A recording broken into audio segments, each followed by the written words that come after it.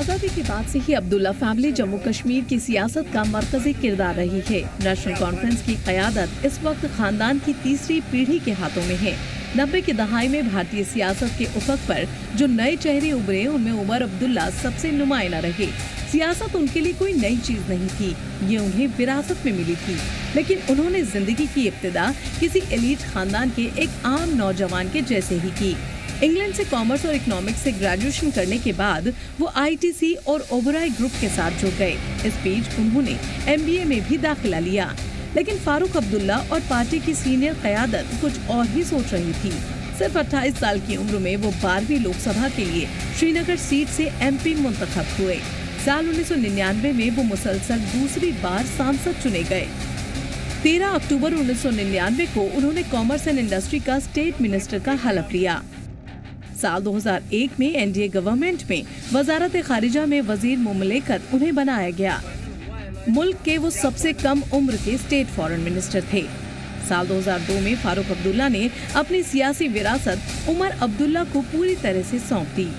वजारत से इस्तीफा देकर 23 जून 2002 को उन्हें नेशनल कॉन्फ्रेंस का सदर बना दिया गया। मुल्क की सियासत से जम्मू कश्मीर जाने का फैसला पहली कोशिश में नाकाम साबित हुआ। साल 2002 में असेंबली इलेक्शन में उन्हें गांदरबल में शिकस्त खानी पड़ी। साल 2004 में भी उन्होंने श्रीनगर से लोकसभा का चुनाव लड़ा और वो कामयाब रहे। साल 2006 में उमर अब्दुल्ला को दोबारा पार्टी सदर मुंतखब किया गया। साल 2006 में ही उन्होंने उस वक्त के पाकिस्तानी सदर जनरल परवेज मुशर्रफ से इस्लामाबाद में मुलाकात की। जम्मू कश्मीर के मेन स्ट्रीम से किसी सियासतदान की किसी पाकिस्तानी लीडर के साथ ये पहली दो तरफा मीटिंग थी। साल 2008 में उमर अब्दुल्ला ने दोबारा असेंबली इंतखाब लड़ा और उनकी क़यादत में नेशनल कॉन्फ्रेंस ने सबसे ज्यादा सीटें जीतने में कामयाबी हासिल की और कांग्रेस के साथ मिलकर हुकूमत तश्कील की। 5 जनवरी 2009 को उन्हें जम्मू कश्मीर के सबसे कम उम्र के वजीर आला बनने का एजाज हासिल हुआ। पीडीपी बीजेपी हुकूमत में वो अपोजिशन लीडर रहे और 370 की मनसूखी के ऐलान से ऐन कब्ल उन्हें पहले दफा 107 और फिर पीएसए के तहत गिरफ्तार किया गया। 24 मार्च 2020 को उन्हें रिहाई मिली। रिहाई के बाद से ही उमर सेंट्रल और स्टेट की पॉलिटिक्स में तवाजुन बनाए हुए हैं। फिलहाल पार्टी में नायब सदर का ओहदा उनके पास ही है।